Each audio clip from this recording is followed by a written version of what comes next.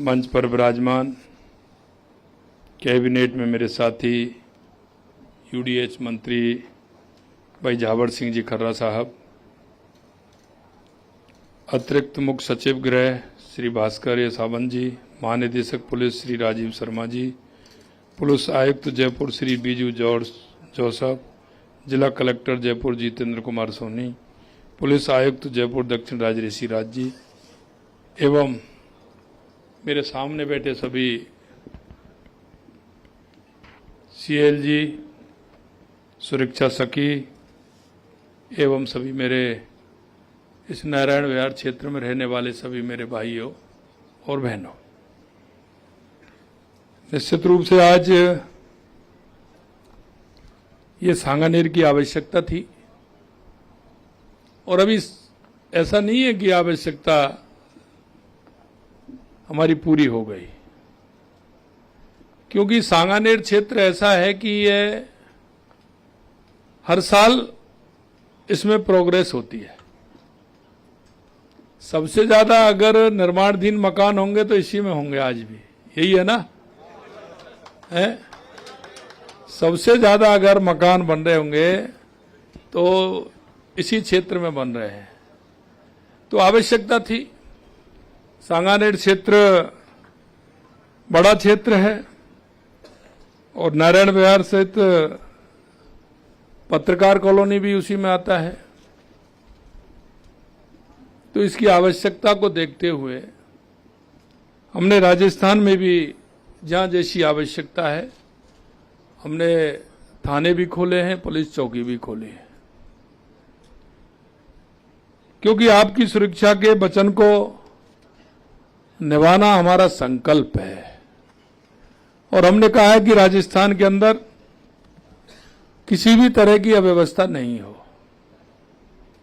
लगातार आप देख रहे हैं, जब हमारी 15 दिसंबर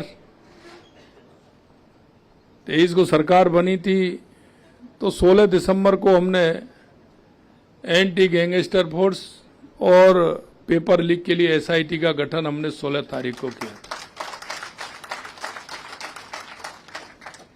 और हमने यह भी कहा था,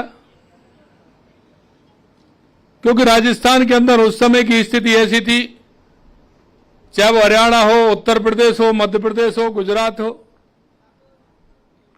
जो बदमाश होते थे वो राजस्थान आते थे, आए दिन घटनाएं होती थी।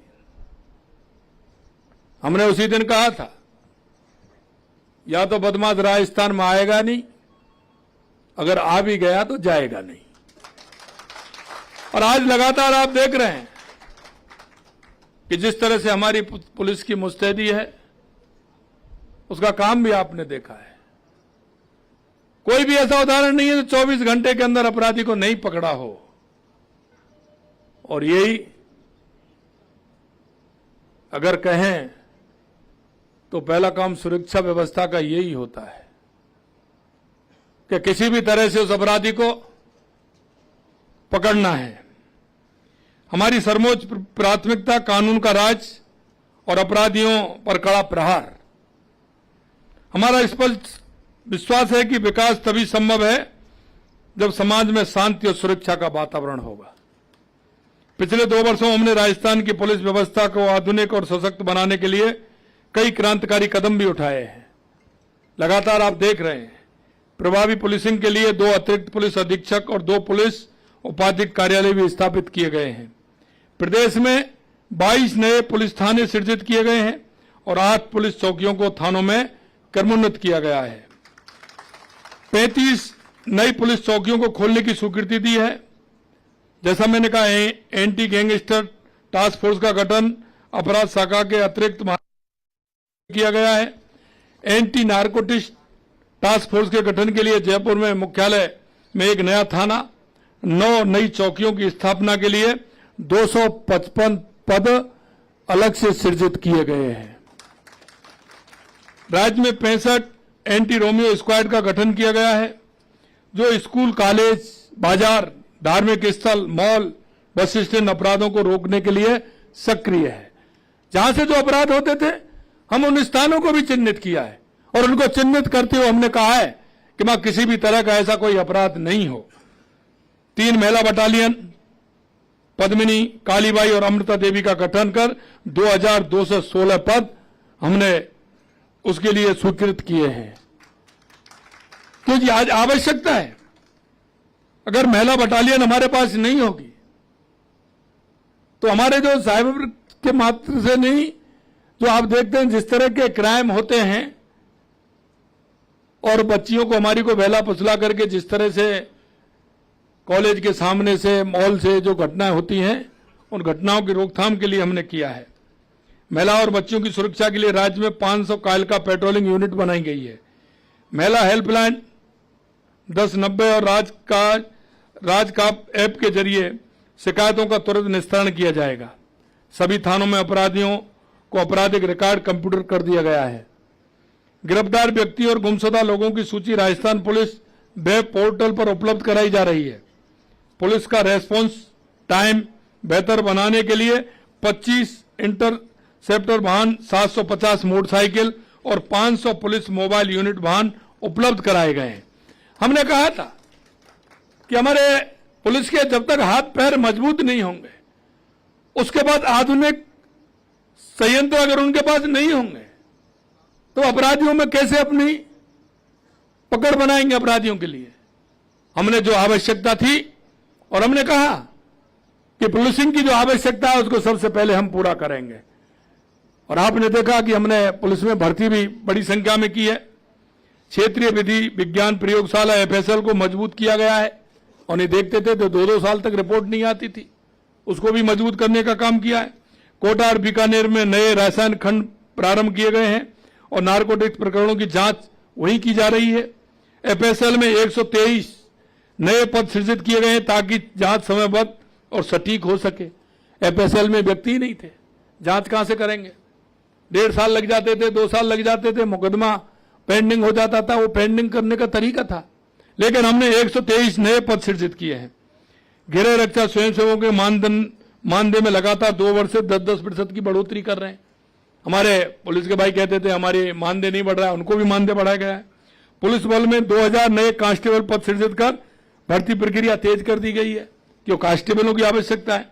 अपराध नियंत्रण और प्रदेश में शांति व्यवस्था बनाए रखना हमारी सरकार की प्राथमिकता है और इस लक्ष्य को पूरा करने में हम आपका पूर्ण सहयोग चाहिए हमें। मुझे खुशी है कि प्रदेश में अपराध का ग्राफ लगातार गिर रहा है।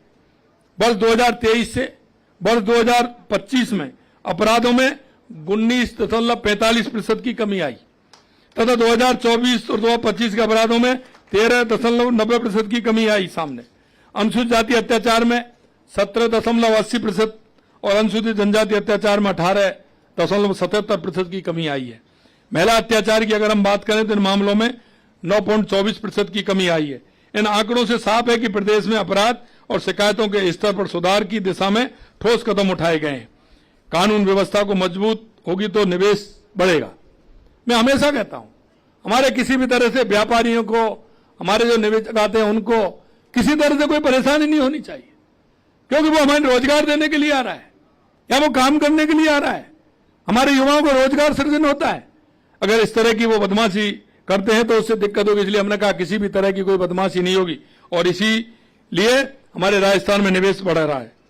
उद्योग बढ़ेंगे, नौकरी भी बढ़ेंगे और सांगानेर का हर परिवार सुरक्षित जीवन जी सकेगा। ये केवल पुलिस बल का भवन का लोकार्पण नहीं है, बल्कि भयमुक्त सांगानेर की दिशा में एक आज मजबूत कदम है 2 थानों का। आइए हम सब मिलकर संकल्प लें, कानून का सम्मान करें और एक सुरक्षित, समृद्ध और विकसित राजस्थान का निर्माण करें।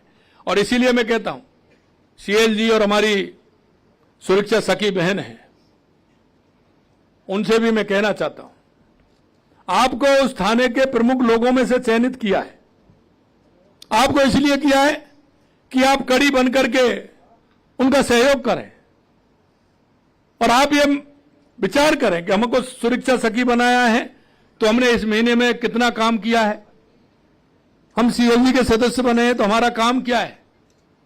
हमें कुछ ऐसी कड़ी जोड़ करके हमने अपराधियों को भी पकड़वाया, क्योंकि उसमें आपका नाम सब गुप्त रहते हैं, उनको भी पकड़वाने का काम किया है।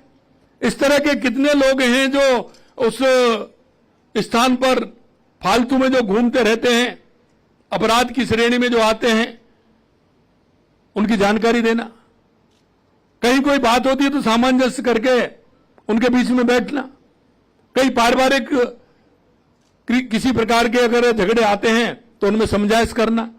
सीएलजी और सुरक्षा सखियों का काम यह है। हमारी सुरक्षा सखी बहनों से मैं कहना चाहता हूं, क्योंकि यह भी पुलिस थानों को भी पता रहता है, पुलिसिंग को पता रहता है, लेकिन वो जाते हैं तो वो गायब हो जाते हैं। उसके माध्यम से आप वहां अगर बैठेंगे, थोड़ा सा इंटरेस्ट लेंगे तो कई अपराध अपने आप ही समाप्त हो जाएंगे। हमें हमारे राजस्थान को एक ऐसा राजस्थान बनाना है, अपराध मुक्त राजस्थान हो, और किसी भी तरह का हमारे आम जन है उसमें विश्वास हो और उस विश्वास के साथ काम करें, और अपराधियों में भय का वातावरण हो। अगर आप कहीं दिख जाए तो अपराधी देखेगा ये जा रहे हैं, ऐसा लगे उनको इस क्षेत्र में हम बदमाशी करेंगे तो पकड़े जाएंगे। और इसलिए मैं कहना चाहता हूं कि आम जन का बहुत बड़ा काम है बदलते हुए हमारे कानून उनके लिए बताना, और हमें पुलिस के साथ सामंजस्य के साथ सहयोग करना, क्योंकि वो भी कोई ना कोई आपका भाई है जो अपराध के कारण वो परेशान है। क्या हम उनका सहयोग नहीं कर सकते? हमें उन सभी का सहयोग करना चाहिए और एक ऐसा वातावरण बनाना चाहिए, अगर लोग आए कहें कि नहीं हम सांगानेर के इस क्षेत्र में या जयपुर के हम हर किसी क्षेत्र में अगर हम रहने के लिए जाएंगे तो हमें किसी प्रकार की कोई दिक्कत नहीं होगी। लोगों में विश्वास होना चाहिए, दुकानदारों में विश्वास होना, व्यवसायियों में विश्वास होना चाहिए, आमजन में विश्वास होना चाहिए, हमारी बहनों के अंदर विश्वास होना चाहिए। कभी भी जाइए, कभी भी आइए, किसी तरह की कोई परेशानी नहीं हो। इन सारे विषयों को जोड़ते हम सभी समाज का भी सहयोग उसमें रहे।